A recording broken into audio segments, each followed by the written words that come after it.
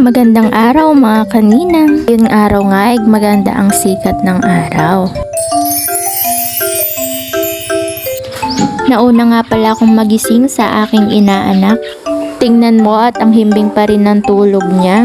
Pero ako sa totoo lang masakit talaga ang aking ulo. Sabi ko nga di na ako iinom. Bukas na lang ulit. Maaga nga palang dumating ang kamaratis na si Michelle. Hello mga kaninang! Good morning! Tingnan mo nga at sinalubong siya ng 3 tray na labahin. Maya-maya nga ay may naalala nga pala ako. Tingnan mo at nagpaka-aesthetic pa ako. Sinet up ko pa yung camera. Tapos ang makikita lang pala ay kayuran at cooler. Ito nga ang bilin ng asawa ko. Habang wala daw siya ay paandarin ko si seryoso. Nga pala ang kanyang mahal na motor. Mahal pa ang gamit at pyesa kaysa sa mga ginagamit ko na pangmukha ko.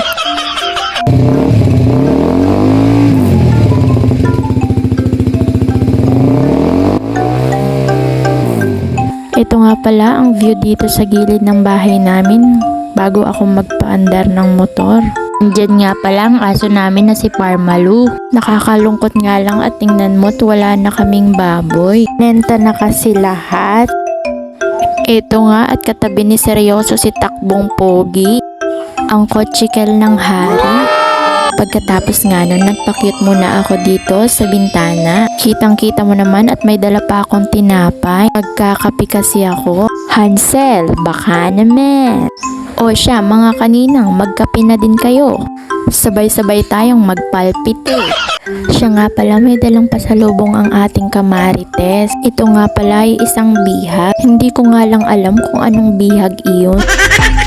Basta ang alam ko, masarap yan nung kinakain ko. Ito nga pala si Lola Ges bumibili ng isda. Latoy nga pala iyon, ipapais daw niya. Andito naman sa kwarto itong aking inaanak na may tapal pa. Bagong kusi nga pala siya ni Lola Get. Tingnan mo at fresh na siya. Anyways, mabalik nga tayo dito kay Kamarites. Tingnan mo at nag-uumpisa na siyang maglaba. Sabi nga niya nahihiya daw siya pero ngingiti siya sa camera. Ako naman binalikan ko sa seryoso para patayin na siya dahil nararamdaman ko na mas mahalaga na siya kaysa sa akin. Heto nga ulit at maglilinis ulit ako ng dede. Pagkatapos nga yan, pumunta na kami sa terrace sa taas dahil dito nga ako nag-e-edit ng panibagong vlog. Kaya nga sa background, minsan maririnig nyo ang isang aso, minsan ibon at iba-iba pang uri ng mga hingay. Dito kasi sa pwestong ito maaliwalas at naaalagaan ko pa ang aking inaanak. Kaya kung makikita mo ako dito pag dumadaan ka sa bahay, sana'y wag mo akong isiping baliw dahil nagvo-voice over lang po ako. Nga pala, may pupuntahan nga pala ngayon si Lola Gets kaya tingnan mo. Naayos nga pala ang pangmalakasan niyang bag. Ito namang nasa tabi ko, panay ang pa-cute.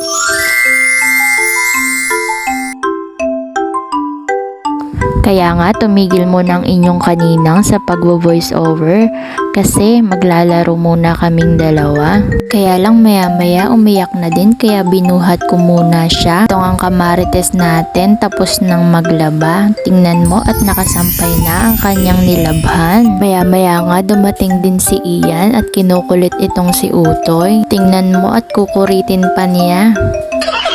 Ito ang inaanak ko mukhang nakaramdam na paalis ang Lola Gets niya. Tingnan mo at nagliligalig pa siya. Dumating na nga pala ang sundo ng inay. Kanya at nagmamadali na din siyang ayusin ang kanyang mga gamit. Nung una ko nga palang vlog, sabi ko sa inyo mainit. Tapos ang sumunod, umuulan naman. At ngayon naman ay taghangin. Tinama naman at umuuga ang mga puno sa sobrang lakas ng hangin. Ito naman ang aking inaanak ay nakatulog na. Kaya nga gumayak na ako ng paliligo habang siya'y tulog. Dito nga pala ako sa may bomba maliligo dahil ang aming gripo ay may simoy. Tapos ko nga maligo, naglaba naman ako ng mga underwear ko. Habang naglalaba nga pala ako, si Michelle muna ang pinag-alaga ko kay Utoy. Kanina nga palang naliligo ako, nalaglag yung phone ko sa may planggana. Buti na lang waterproof ito. Habang ako naman ay nagtutuyo ng cellphone ko, tingnan mo naman ito, si Kamarites at si Utoy.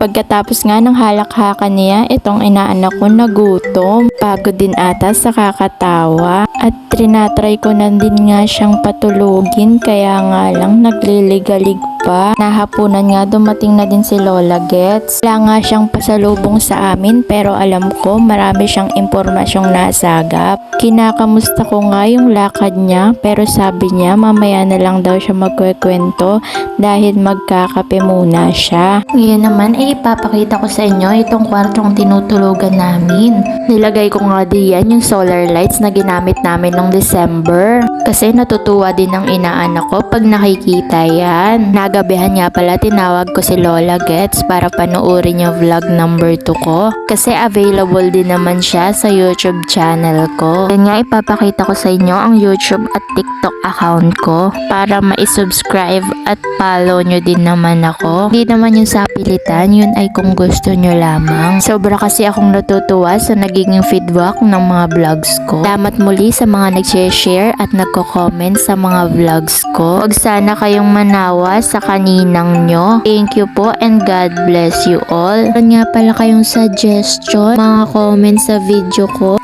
na pwedeng magamit para mag-improve yung vlog ko. Message nyo lang po ako or mag-comment lang kayo.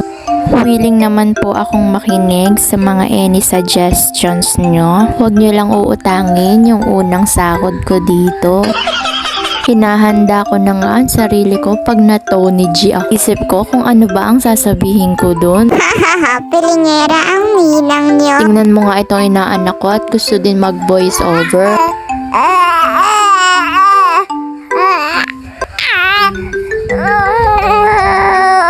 Sana naintindihan nyo. Shout out nga po pala kay Ma'am Gemma Magsino Cariaga, sa aking classmate noong college, Christian Paul Galancaba. Ingat po lagi kayo. Mabalik nga pala tayo, i-flex ko lang itong ulam namin. Ginataang bagoong at nilagang talong. Gawa pala yan ng nanay ko. Galing pa yan ng San Teodoro. Siya, kain tayo mga kanina. Kain namang busog namin pagkatapos niyan. Siya, yun lamang po mga kaninang. Salamat sa panonood. Ulit ang inyong ninang na nagsasabing aanhin mo ang pera kung may ninang kang maganda. Charot! Bye-bye!